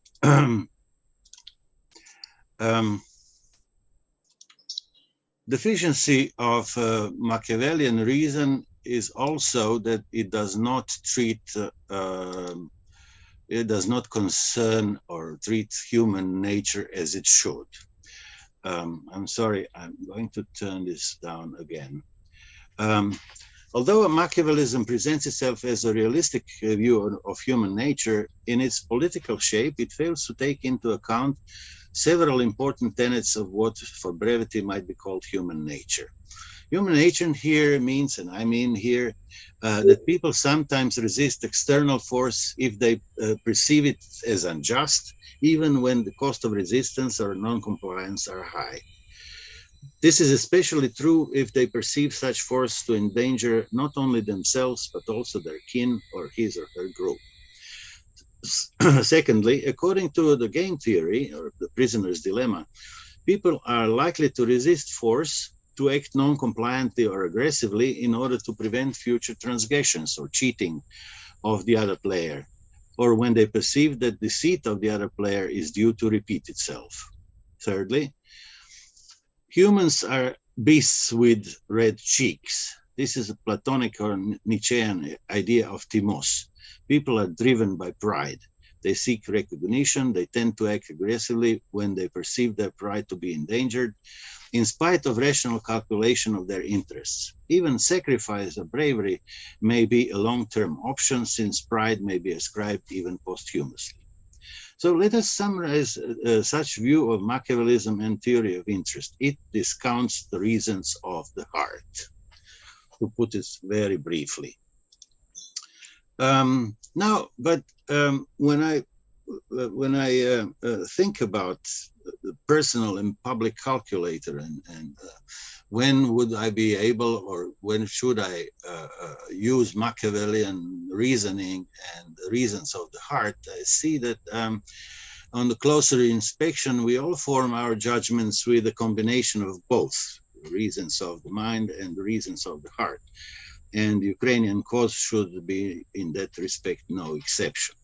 So instead of focusing only on Machiavellian reasoning and calculation, let us reiterate the calculation of rationality of Russia-Ukrainian conflict by taking into account 5 different rational and passionate modes.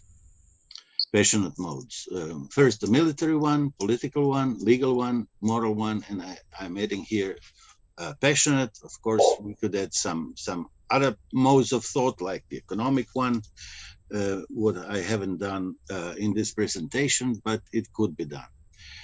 So when we apply those 5 models of reasoning, we see a completely different picture. Let's treat it one by one. In militaristic terms, might is right. Considering this mode of reasoning only, resistance to Russian force was irrational. From political point of view, or from this point of reasoning, or out of this mode of reasoning, discounting the support from without, Ukrainian resistance was irrational. However, since Russia had a bad track record of political violations within Ukraine and elsewhere, annexation of Crimea, manipulation of electoral process and outcomes within Ukraine, interfering, manipulation, poisoning of significant political figures, and its bad track record in the relations with other neighbors and partners, political support for resistance and the shift in the balance of political power and opinion was and is expected. From the legal point of view, Ukraine is recognized as a sovereign nation for 30 years already. Violation of all sorts of international charters, laws, and legal norms by the Russians shifts heavily the telling of rationality towards Ukrainian cause. Moral point of view, there is no doubt here. Moral considerations, Russian aggression, war crimes, destruction, displacement of people, etc., weigh heavily towards Ukrainian cause. The extent of outside moral support may vary according to historical memory or geographical distance, but moral superiority of Ukrainians cannot be overridden by any other moral consideration. And the last, the passionate point of view, as with moral reasons and the extent of moral support, passions of Ukrainians themselves and of all the people who have or had the reasons to be passionate about the conflict may play a significant role. Passion as a reason may be absent in observers and actors which perceive the conflict from the standpoint of interest only, or from reasons only, or from the nations further away from the conflict. So now let's make a tentative telling of the 5 types of reasons in the Russia-Ukrainian conflict. Now I'm trying to be a behavioral economist. So a simple telling would tell us that in military terms, there is no doubt Russia has an advantage. In political terms, there is a wager there who has the upper hand.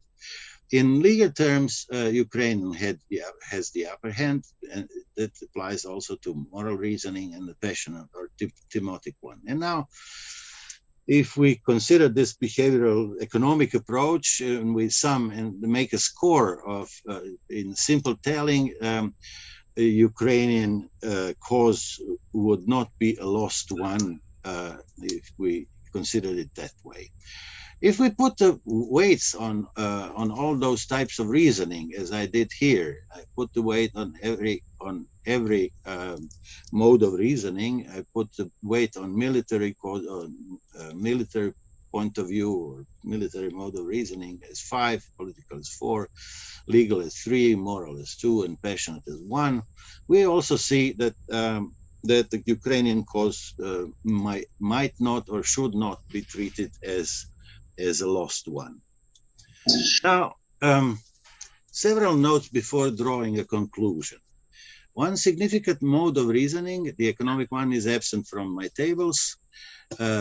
And of course, one can draw new sets of tables by adding this absent mode, by adding rows and columns with negative weights, and or by playing with adjusting weights, and of course, by adding additional players. I put a simple weight for the passionate mode, although a number of military specialists claim that combatants' and supporters' morale plays a much more significant role in the war. I discounted the weight of moral reasons by several degrees of magnitude, since they play a role only in connection with other type of reasons, like military, political, legal, or passionate. Since I do not treat presented tables all too seriously, I leave this kind of table weight tinkering to the reader or for the discussion. Passions and instincts are as such, of course, bad guides for rational action, but they should definitely be accounted for in any calculation and prediction of human action. Machiavellian scholars and intellectuals of similar ilk would not deny the role of morals and passions in human action. They would say that rational analysis is adequate and should be normative for observers, not for individuals involved. They leave the question of who is or should be involved and who is not and who should be involved aside, as if disinterestedness is necessarily assumed. Taking human nature into account, this is frequently wrong. Now, my last point would be my unweighted conclusions would be the following. So previous tables, which might be funny or useful as you think fit, show that simple calculation of rationality, as in some simple game of the game theory, does not suffice. Reason in terms of some simple calculation, as in the picture Machiavellists and proponents of the theory of interest usually draw, may not and should not suffice. In order to make sense of any conflict or to make decent predictions of conflict outcomes, such calculations should necessarily embrace various other modes of reasoning with different and differing weights, and should be included and be calculated with in our attitudes toward the conflict, as well as, and even more so, when the conflicts themselves arise. As a colleague of mine succinctly put it, reason is not enough. One should also have a heart. Reasons without passions are empty, passions without reasons are blind.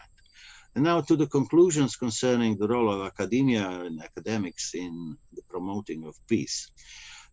First, it is one thing to teach about calculations, which is of course necessary, but it would be a grave educational and deep moral mistake if we took promotion of peace to mean complacency and disinterestedness, as one is often tempted to assume. Now, the other point of view, or the other unweighted conclusion that I may draw from listening to you today and yesterday is that sometimes learning about history or reading historical books may be even a better guide than promoting peace without recursion of historical events. So I would urge those of you who are engaged in spreading peace by educational means, I would urge you to combine historical facts as a means of teaching students or participants what not to do. This is one way to approach the role of education and teaching of our students. Thank you very much.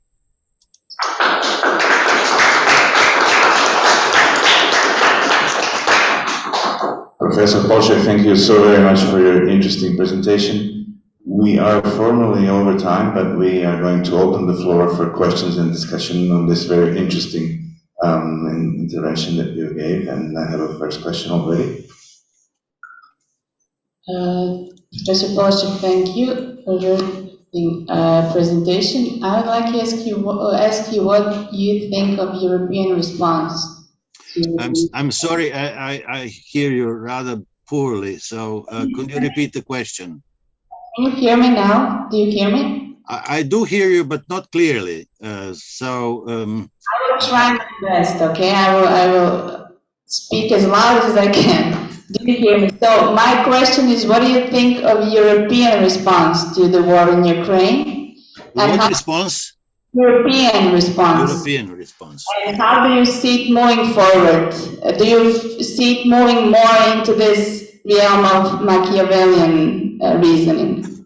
Well, a good question, I would say.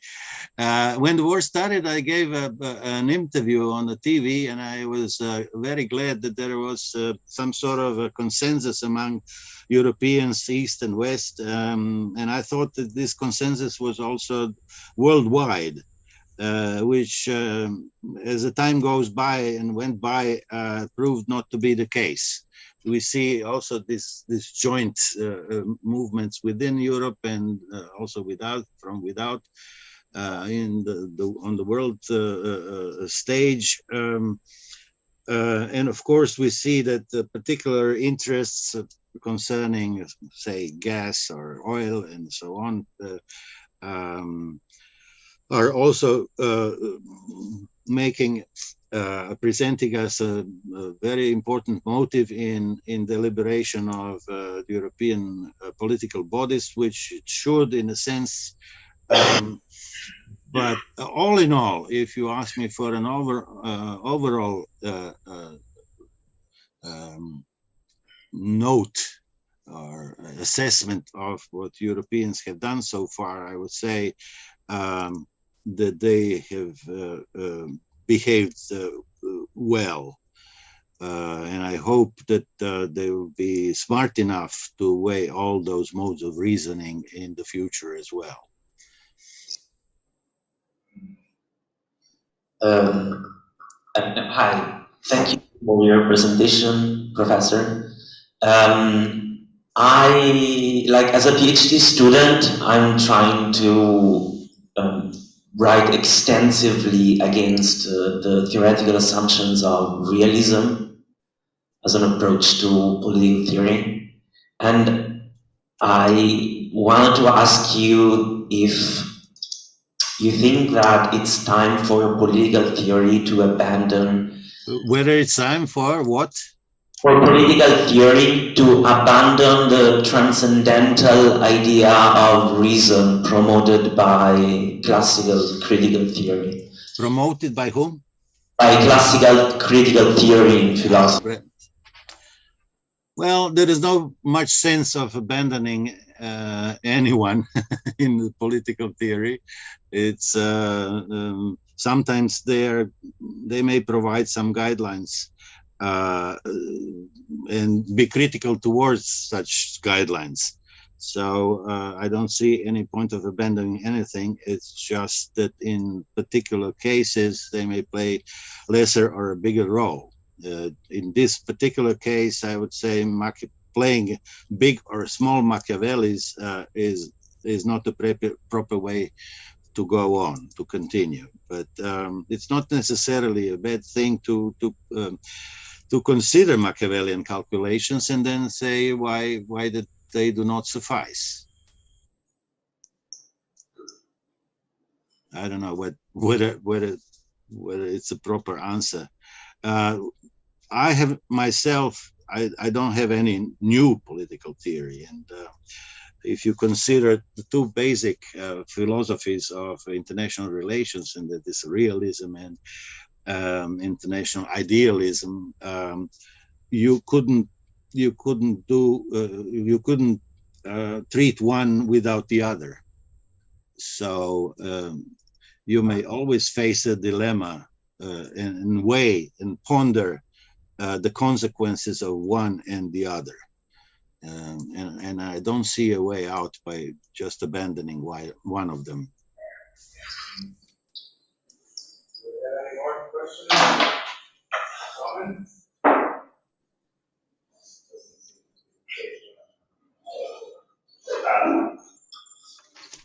Thank you, Darko. Hello? Okay. Thank you, Darko, on the great lecture and discussion. That was very interesting. And, you know, I think it's very important for all of us. We are here from different disciplines, and your theoretical, your philosophical aspect is very different from other this lecture that we have till now. And that's amazing. That's great. Thank you, thank you, thank you. You know, no. Look, very important because we have a lot of PhD students here, a lot of people, they would like to have academic career, and you are really a role model. Thank you for doing that. Thank you for this lecture, and thank you for the discussion once again. Thank you. Thank you. And now we are closing this